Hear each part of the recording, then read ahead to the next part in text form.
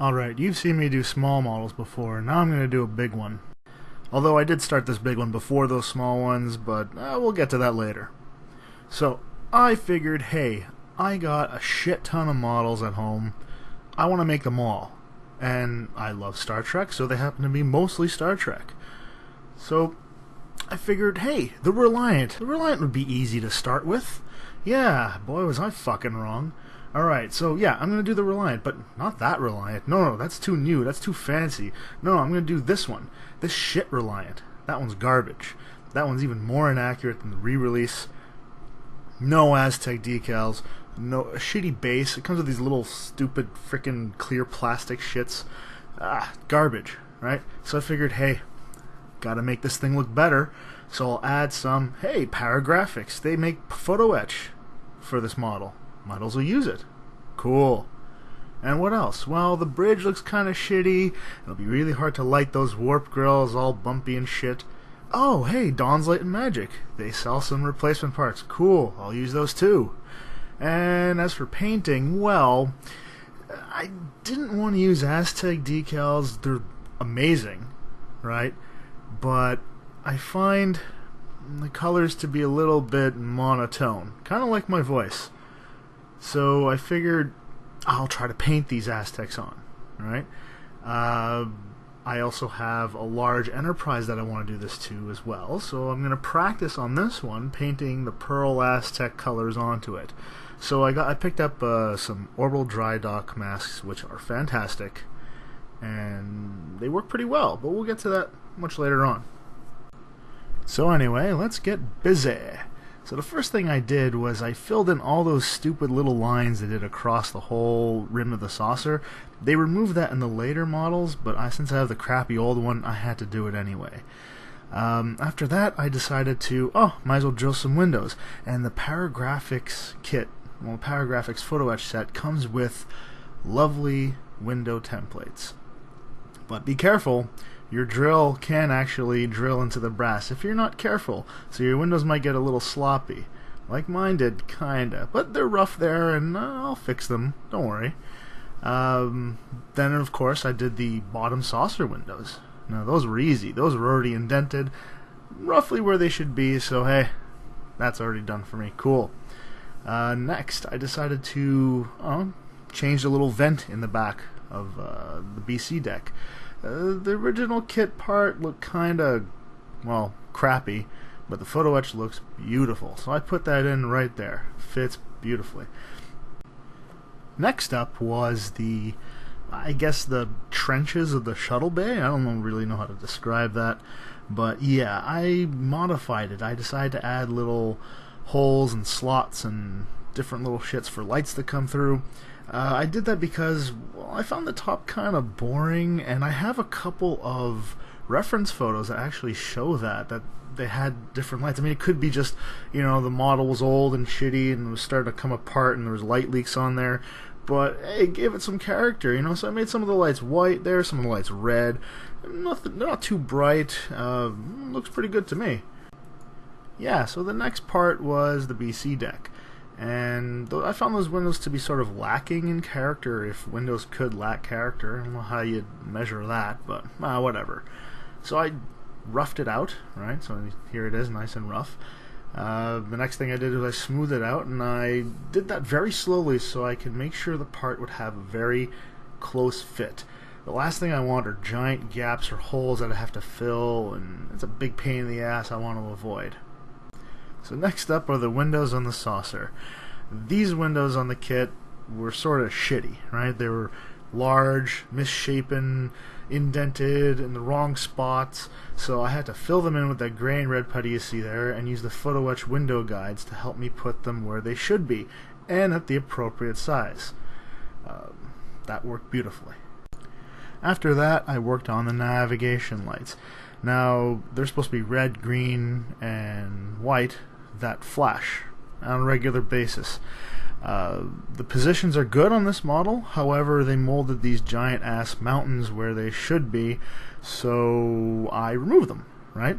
I removed them and I put a little hole that I made myself so it would fit a tiny LED that I'm going to be using as my navigation lights.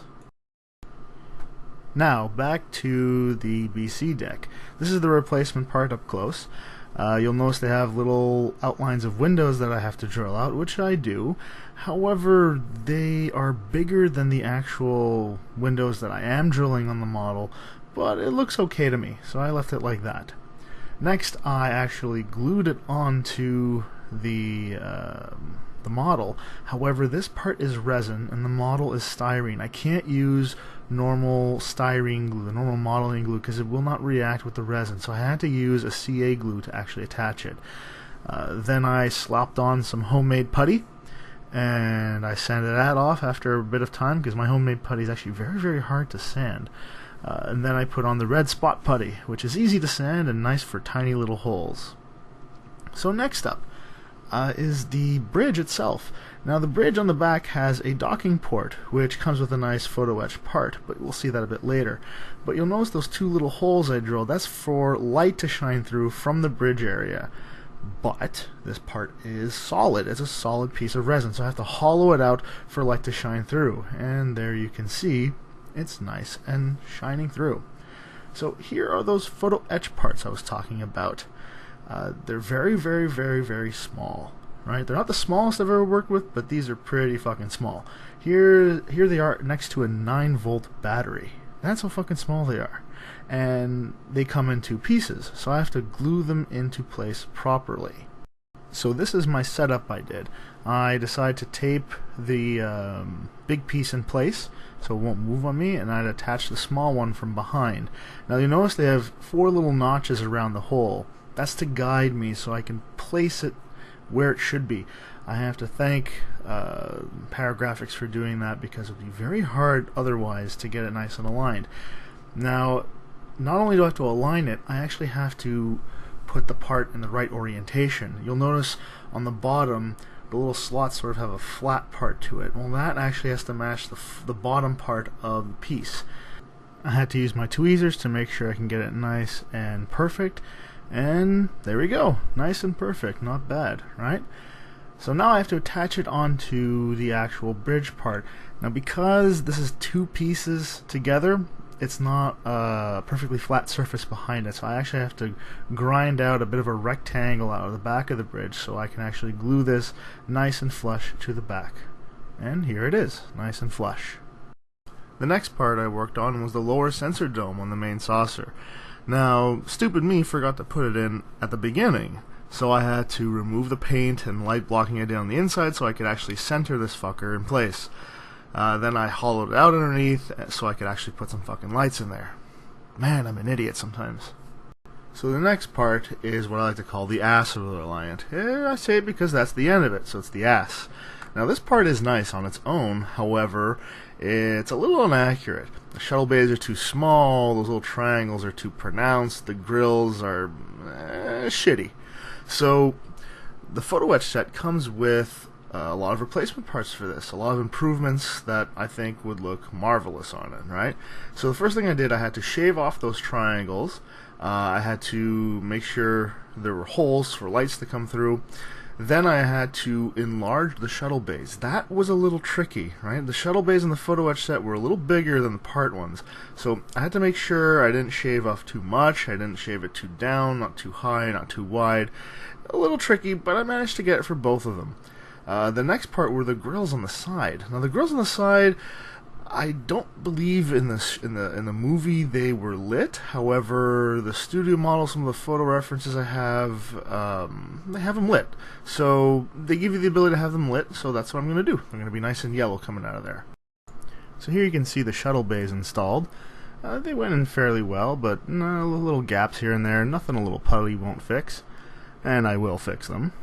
Here you can see the final parts all installed on the ass, with the triangles and the grills.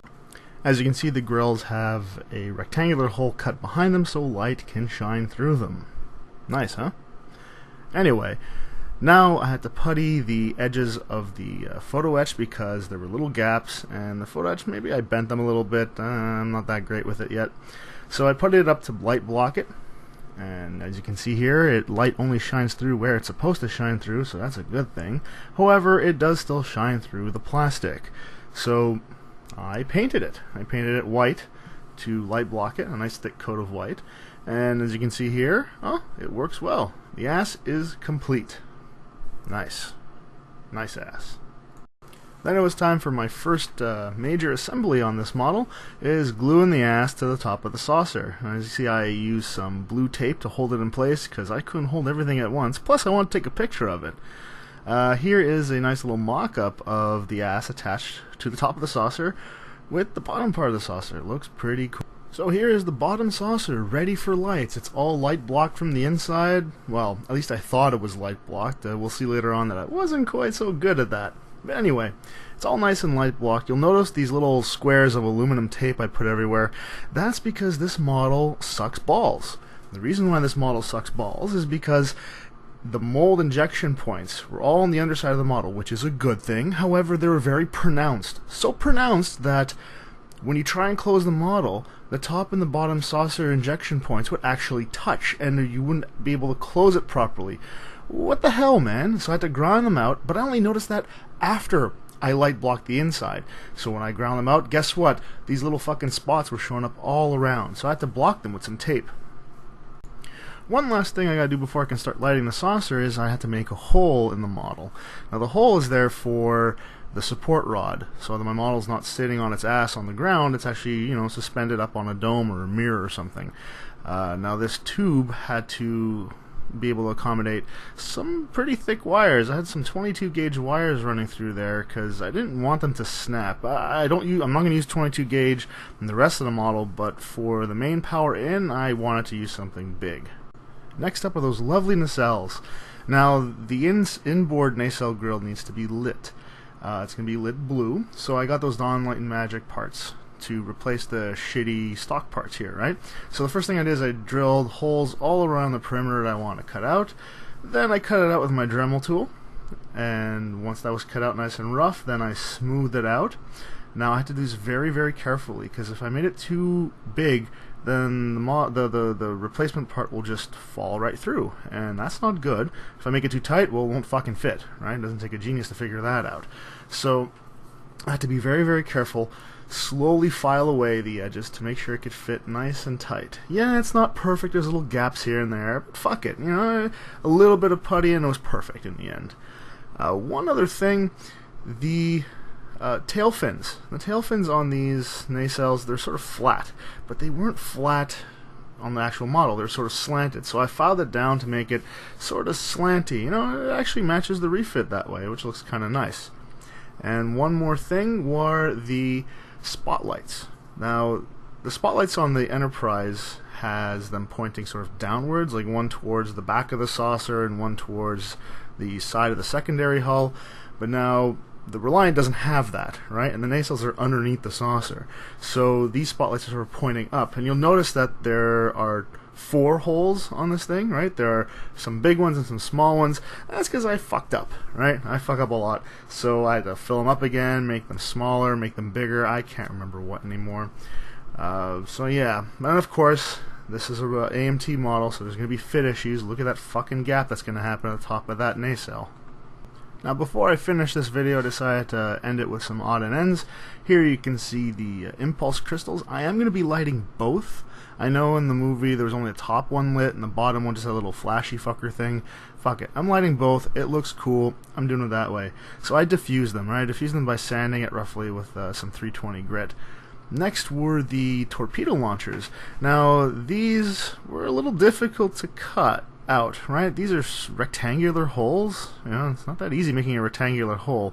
So I drilled into it roughly, and I smoothed it out with a square file, and that seemed to work. Next, I light blocked the torpedo launcher. Now I light blocked it poorly. Now you can just see some black on there. That's not gonna cut it. That's really not gonna cut it, and I found that out like pretty soon. I did a shit job, and I'd have to redo it. But that's for more on another video. So that's it for this one. We'll see if I can, you know, eventually turn this big pile of crap into the lovely Reliant. But until then, I guess I'll see you next time. Thanks for listening.